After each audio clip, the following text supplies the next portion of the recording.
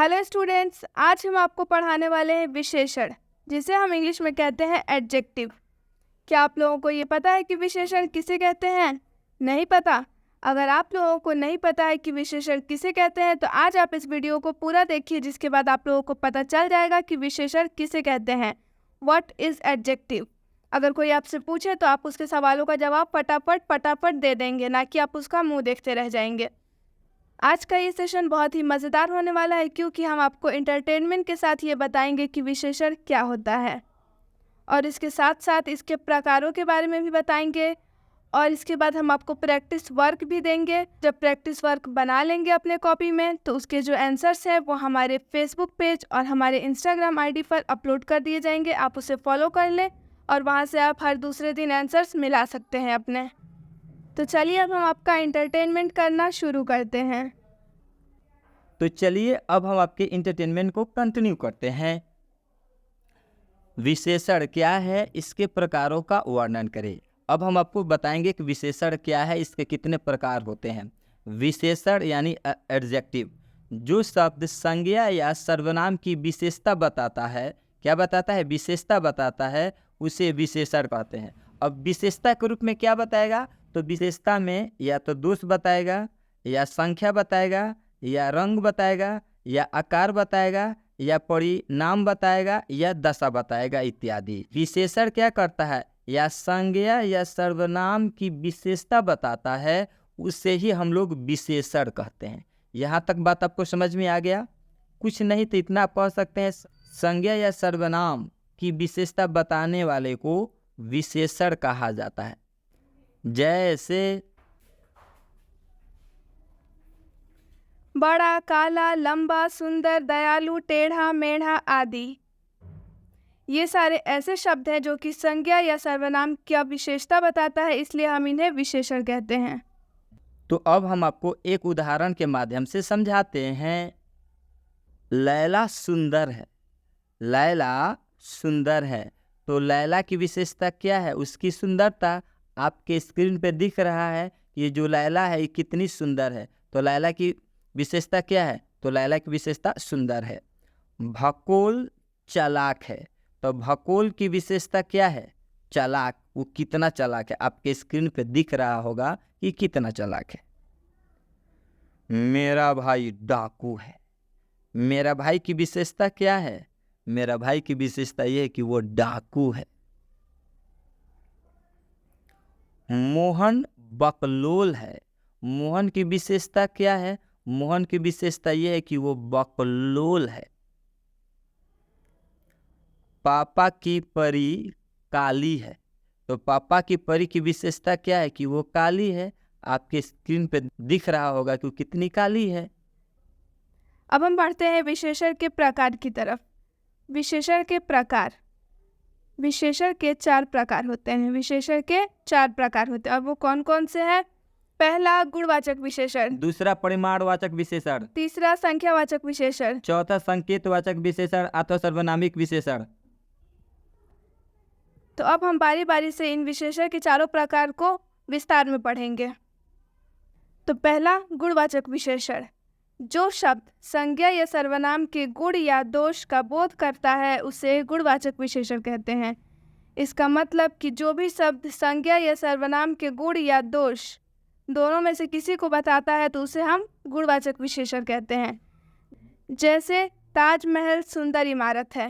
ताजमहल हमारे लिए क्या है? ताजमहल हमारे लिए संज्ञा है।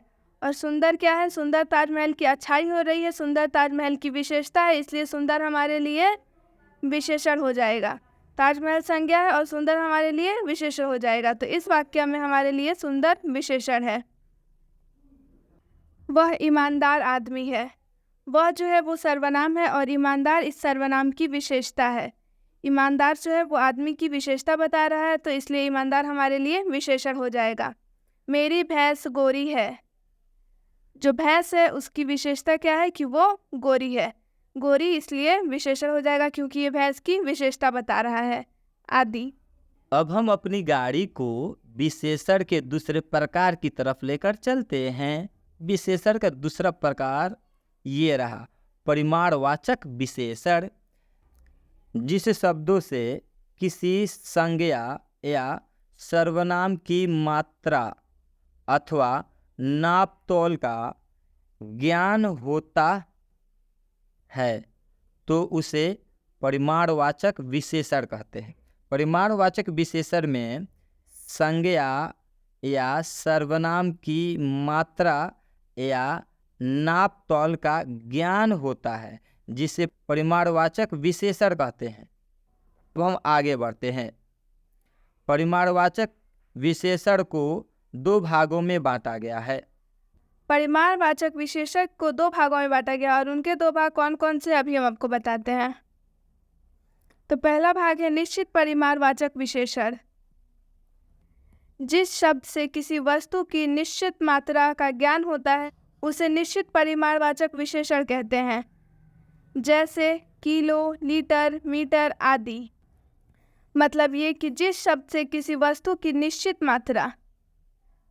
मात्रा का ज्ञान होता है उसे निश्चित परिमाणवाचक विशेषण कहते हैं। मतलब कि किसी भी वस्तु की निश्चित मात्रा बताई जाएगी, इसमें निश्चित मात्रा का ज्ञान होगा। जैसे कि हम अब उदाहरण के माध्यम से समझते हैं। मेरी कमीज़ में 2 मीटर कपड़ा लगेगा। यहाँ पे बिल्कुल आप देख सकते हैं निश्चित है कि 2 मीटर लगेगा तो 2 मीटर ही कपड़ा लगेगा। 10 किलो चीनी लेकर के आओ, यहाँ पर भी निश्चितता की बात हो रही है कि 10 किलो चीनी ही लगेगी। यहाँ आप देख सकते हैं इसमें भी निश्चित मात्रा का ज्ञान हो रहा है। 2 लीटर दूध गर्म करो, 2 लीटर एकदम निश्चित मात्रा का ज्ञान हो रहा है, इसलिए हम इसे निश्चित परिमाणवाचक विशेषण कहते हैं। दूसरा अनिश्चित परिमाणवाचक विशेषण। जिस विशेषण शब्दों से वस्तु की अनिश्चित मात्रा का ज्ञान होता है उसे ही अनिश्चित परिमाणवाचक विशेषण कहते हैं। ये जो परिमाणवाचक विशेषण है इसमें अनिश्चित मात्रा का ज्ञान होता है। किसका ज्ञान होता है? तो अनिश्चित मात्रा का ज्ञान होता है। इससे नाम से ही पता चलता है अनिश्चित परिमाणवाचक विशेषण। अनिश्चितता का बोध होगा, मतलब इसमें कोई भी चीज़ फिक्स्ड नहीं है। आइए हम आपको एक एग्जाम्पल के माध्यम से भी समझाएंगे। जैसे देख लीजिए, ज़्यादा, कम, कुछ, थोड़ा सा आदि। अब आइए अब हम आपको एक एग्जाम्पल के माध्यम से समझाते हैं। एक उदाहरण के माध्यम से आप समझ लीजिए। थोड़ा सा नमक लाओ, यहाँ पे थोड़ा सा जो है नमक लाना है। अब कितना थोड़ा सा? एकदम हेतना कि एकदम हतना हतना कितना चाहिए हो नमक लाना है, थोड़ा सा नमक लाना है। ये जो थोड़ा सा है अनिश्चित परिमाणवाचक विशेषण है। कुछ आम दे दो। अब ये जो है इस आम में से मांग रहे कुछ दे दो, या तो आधा दे दो, आधा में से आधा दे दो, एकदम इतनी से काट के दे दो। तो ये जो कुछ है परिमाणवाचक विशेषण है। क्लियर? यहाँ तक तो बात आपको समझ में आ गया होगा। अब हम आगे देखते हैं तीसरा भेद, संख्यावाचक विशेषण। जिस शब्दों से संज्ञा या सर्वनाम की संख्या का बोध होता है उसे संख्यावाचक विशेषण कहते हैं। यानी कि जिस भी शब्द से संज्ञा या सर्वनाम की संख्या का बोध होता है उसे हम संख्यावाचक विशेषण कहते हैं। जैसे 1, 2, 3, 4 आदि। इन सब में संख्या का बोध हो रहा है इसलिए हम इन्हें संख्यावाचक विशेषण कहेंगे।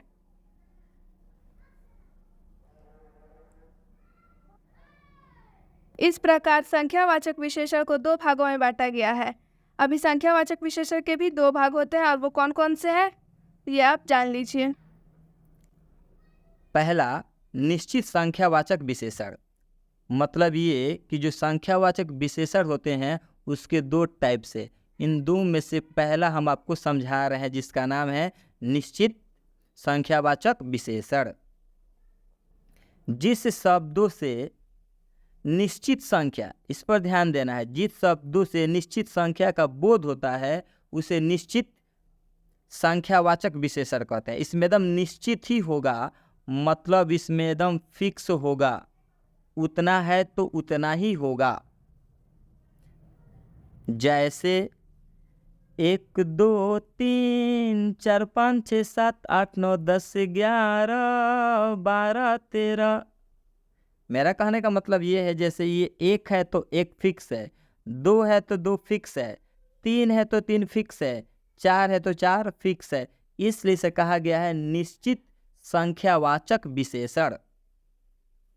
अब हम आपको एक उदाहरण के माध्यम से समझाते हैं।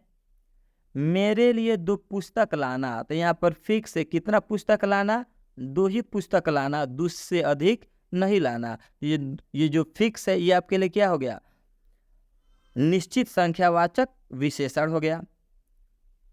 3 आम लाओ, तो यहाँ पर जो 3 शब्द है ये फिक्स है, तो ये पूरा वाक्य क्या हो जाएगा, निश्चित संख्यावाचक विशेषण। मेरे लिए रसमलाई लाना, आहा रसमलाई, रसमलाई का नाम सुनते ही तुम सबके मुंह में पानी आ गया होगा। मेरे लिए 3 रसमलाई, 3 गो रसमलाई खाएगा, तो ये जो 3 रसमलाई है ये क्या है, निश्चित संख्यावाचक विशेषण है, इत्यादि। अब हम आगे देखते हैं अनिश्चित संख्यावाचक विशेषण। जिस शब्द से निश्चित संख्या का बोध नहीं होता है, जिस शब्द से निश्चित संख्या का बोध नहीं होता है उसे अनिश्चित संख्यावाचक विशेषण कहते हैं। जैसे में देख लीजिए आप, जैसे कुछ बच्चे पार्क में खेल रहे हैं, कुछ बच्चे, यहाँ पर कुछ दिया गया है, मतलब कि यहाँ पर निश्चित संख्या का बोध नहीं हो रहा है, इसलिए इसे हम अनिश्चित संख्यावाचक विशेषण कहेंगे। ज़्यादा लोग बाजार जा रहे हैं, यहाँ पर भी कोई निश्चित संख्या का बोध नहीं हो रहा, तो इसे भी हम अनिश्चित संख्यावाचक विशेषण कहेंगे। अब हम विशेषण की आखिरी भेद की तरफ बढ़ते हैं। यूँ कहूँ तो विशेषण का अंतिम भेद मतलब चौथा भेद, संकेतवाचक अथवा सर्वनामिक विशेषण। जो शब्द संकेत द्वारा संज्ञा या सर्वनाम की विशेषता बताते हैं उसे संकेतवाचक विशेषण कहते हैं। ध्यान से समझ लीजिए, जो शब्द संकेत के द्वारा या तो संज्ञा या सर्वनाम की विशेषता बताते हैं तो उसे ही संकेतवाचक विशेषण कहते हैं। आगे हम बढ़ते हैं। क्योंकि संकेतवाचक विशेषण सर्वनाम शब्द से बनते हैं, अतः ये सर्वनामिक शब्द कहलाते हैं। इन्हें निर्देशक भी कहते हैं। मतलब ये कि जितने भी संकेतवाचक विशेषण है वो सब सर्वनाम शब्द से बनते हैं। वो सब किन से बनते हैं, सर्वनाम शब्द से। जैसे कि आप एग्जाम्पल में देख सकते हैं, यह पुस्तक मेरी है, इसमें जो यह है वो एक सर्वनाम शब्द है, यह एक सर्वनाम शब्द है और ये संकेतवाचक विशेषण भी है। यह बालक छोटा है, इसमें भी यह सर्वनाम शब्द है और ये संकेतवाचक विशेषण भी है। यह तुम्हारी लैला है, इसमें भी यह जो है वो एक सर्वनाम शब्द है। देखिए यह वह सब ये सर्वनाम शब्द है और ये संकेतवाचक विशेषण भी होते हैं। यह लड़की पापा की परी है, इसमें भी यह संकेतवाचक विशेषण है और ये सर्वनामिक शब्द है। तो अभी आपने विशेषण के चारों भेद के बारे में पढ़ा और हम आपको इंटरटेनमेंट के माध्यम से पढ़ाएं। अब इस वीडियो के माध्यम से आपको कुछ प्रैक्टिस वर्क देते हैं। यूँ कहूँ तो हम आपको कुछ होमवर्क देते हैं। पहला होमवर्क ये रहा, विशेषण के कितने रूप होते हैं। ऑप्शन आपके स्क्रीन पे दिख रहा है, आपको कमेंट में बताना है। दूसरा क्वेश्चन ये है, जो शब्द संज्ञा के स्थान पर है उन्हें क्या कहते हैं। ऑप्शन स्क्रीन पर दिख रहा है, इसका आंसर आप अपनी कॉपी में लिख सकते हैं या कमेंट कर सकते हैं। तीसरा क्वेश्चन, संकेतवाचक सर्वनाम को किस नाम से जाना जाता है।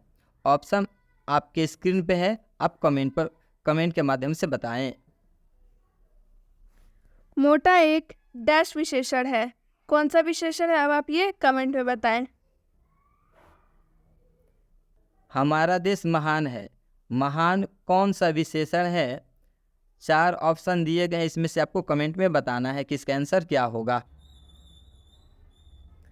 रेशमा के फ्रॉक में 5 मीटर कपड़ा लगेगा, 5 मीटर कौन सा विशेषण है।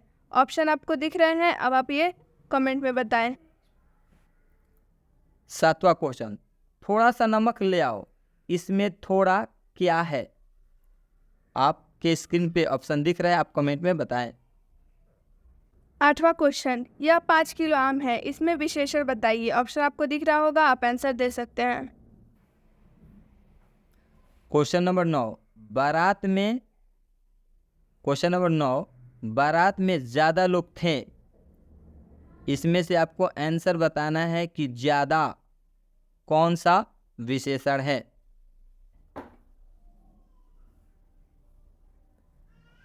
दस नंबर सवाल क्या है? यह बेटा मेरा है। यह कौन सा विशेषण है? मतलब जो ये वाक्य है, यह बेटा मेरा है, इसमें यह कौन सा विशेषण है? ऑप्शन आप लोगों को दिख रहा होगा, इसमें से आप आंसर कीजिए। अगर आपको ये वीडियो अच्छा लगा तो आप इसे लाइक कीजिए, अपने दोस्तों में शेयर कीजिए और हमारे चैनल को सब्सक्राइब कीजिए। विशेषण का एक दूसरा पार्ट भी आएगा, उसमें विशेषण के बारे में आपको और भी बातें बताई जाएंगी। And thank you for watching the video.